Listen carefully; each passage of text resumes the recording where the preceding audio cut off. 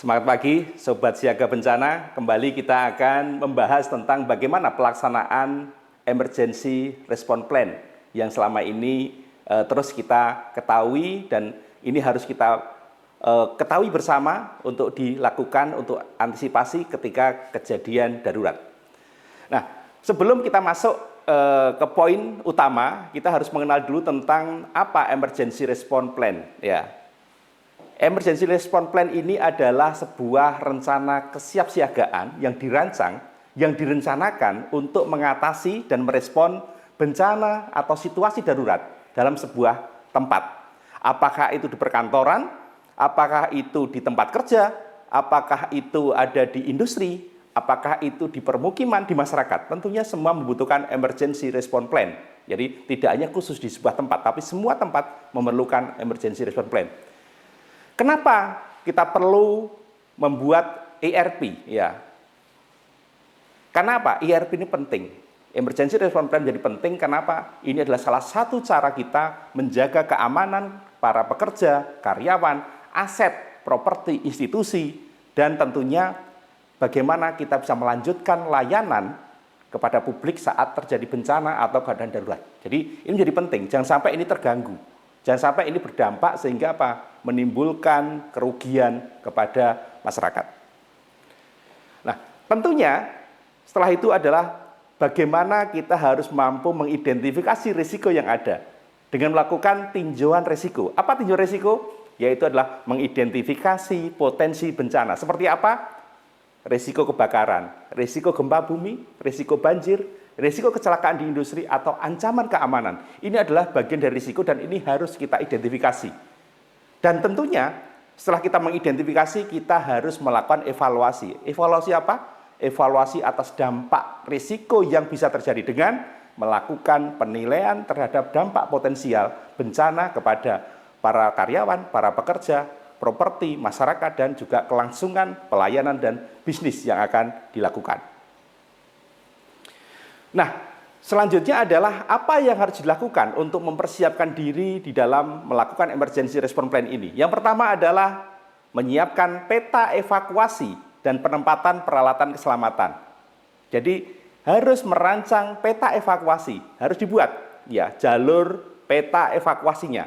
Tentukan rute evakuasinya dengan jelas dan perlu diikuti oleh semua pegawai, semua pekerja, semua yang ada di institusi di gedung tersebut. Mereka harus dipahamkan, diberitahukan tentang rute evakuasi yang harus mereka ikuti.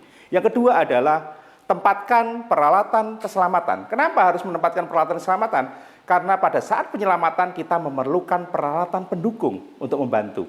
Ya, alat tersebut akan digunakan untuk keadaan darurat. Contohnya apa? Alat pemadam kebakaran, peralatan medis, obat-obatan P3K, tempat pertolongan pertama, ya, akses terhadap evakuasi, jalur evakuasi, titik kumpul. Ini adalah salah satu perlengkapan peralatan untuk keadaan darurat.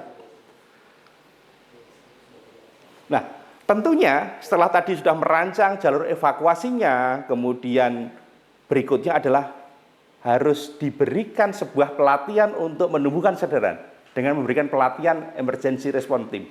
Tidak cukup hanya disampaikan in class ya, training, tetapi harus ada drill, latihan evakuasi, latihan melakukan penanganan keadaan darurat untuk memastikan bahwa setiap pekerja, setiap pegawai memahami dan tahu caranya ketika keadaan darurat terjadi. Harus lari kemana? Saya harus bergol kemana? Dan saya harus melakukan tindakan apa? Ya, pelatihan tersebut dibungkus dalam kegiatan namanya simulasi keadaan darurat. Latihan simulasi ini adalah bukan sebuah permainan, tetapi adalah latihan real untuk menghadapi ketika keadaan darurat terjadi. Sehingga ini akan mampu meningkatkan respon time, waktu untuk merespon apabila terjadi keadaan darurat. Dan ini tentunya menjadi familiaritas dalam prosedur evakuasi. Nah, tentunya ketika melakukan program Emergency Response Plan ini adalah menjadi penting komunikasi darurat. Ya, bagaimana merencanakan sistem komunikasi darurat dengan menetapkan saluran komunikasi yang efektif untuk memberikan peringatan dan berkomunikasi selama keadaan darurat terjadi. Dan tentunya harus punya namanya kontak darurat. Jangan sampai kebingungan ketika darurat terjadi, kita akan telepon petugas pemadam kebakaran, nomor teleponnya kita nggak punya. Ketika kita menghubungi rumah sakit ambulan untuk melakukan pertolongan kepada korban, kita ternyata tidak punya. Maka daftar kontak penting ini harus disiapkan. Termasuk pihak-pihak yang berwenang di institusi tersebut harus disiapkan. Nah, tentunya di dalam proses pemulihan dan pembelajaran menjadi penting.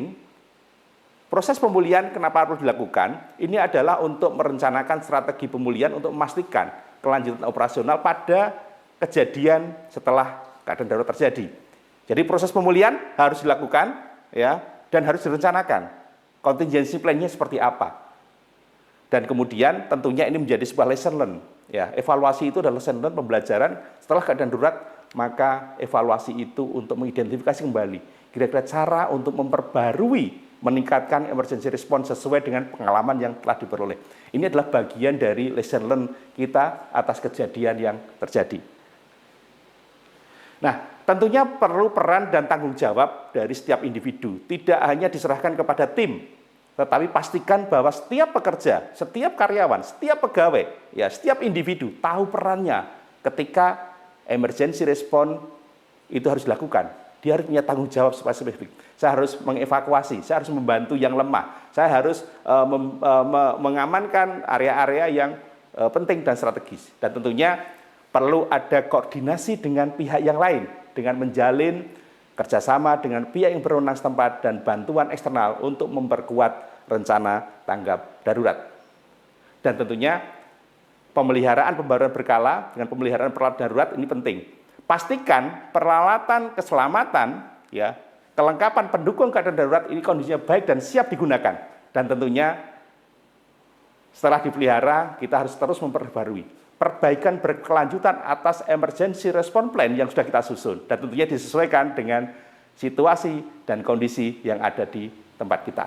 Tentunya dengan semangat bersama, tanggung jawab kita bersama secara individual, kita bisa bersama-sama menjaga lingkungan kita tetap aman, kita siaga untuk menghadapi keadaan darurat, keadaan yang tidak kita inginkan, sewaktu-waktu yang bisa terjadi pada diri kita. Terima kasih, tetap semangat dan semangat pagi.